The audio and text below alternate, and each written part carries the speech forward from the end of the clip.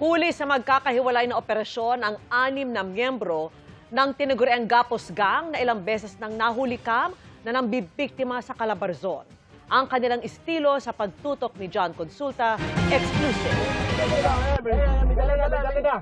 Kuha sa dashcam video na ito, Agosto pa nung nakaraang taon, ang aktual na pag-atake ng isang armadong grupo sa isang bahay sa Santo Tomas, Batangas. Kita rin ang tinangay nilang vault galing sa loob ng bahay, kung saan iginapos pa nila ang mga nakatira doon. Ang parehong insidente nangyari rin nito lang nakaraang buwan sa Calamba naman sa Laguna. Sinabayan ng grupo ang pagpasok sa bahay ng sasakyan ng kanilang target. Ginapos din ng biktima sa katinangay ang pera at flat screen TV. Pati mga tako sa bilyar ng biktima, hindi nila pinatawad. Kinabukasan, isang bahay pa sa Santa Rosa, Laguna ang kanilang pinasok. Kabilang ang mag-asawang si Denver at April, di nila tunay na pangalan sa mga nilooban din daw ng mga suspect sa kanilang bahay sa Infanta, Quezon. Hindi rin daw malilimutan ang ginawang pananakit sa kanila ng mga suspect. Yung baril nila na 45 pinukpok sa ulo ko at sinipa ako sa likod. Pero ang pinakamasakit po na pangyayari doon is yung makita mo yung mga anak at sariling pamilya na tinututukan ng baril at wala kang magawa. Ayon sa Calabarzon Police, ang mga suspect ay miyembro ng tinaguriang Gapos Gang.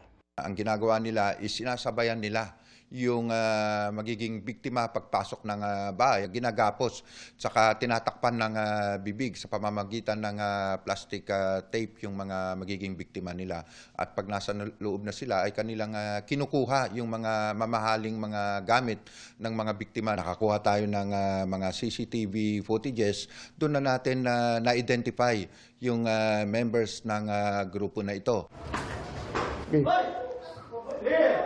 Naaresto ng Regional Intelligence Division 4A at Calabarzon Police ang 6 sa kanila sa magkakahiwalay na operasyon sa Pasay City, Quezon Province at Cavite. Na-recover din ang 2 sa mga sasakyang ninakaw ng grupo at mga gamit umano nila sa pamubusal at paggapos sa mga biktima.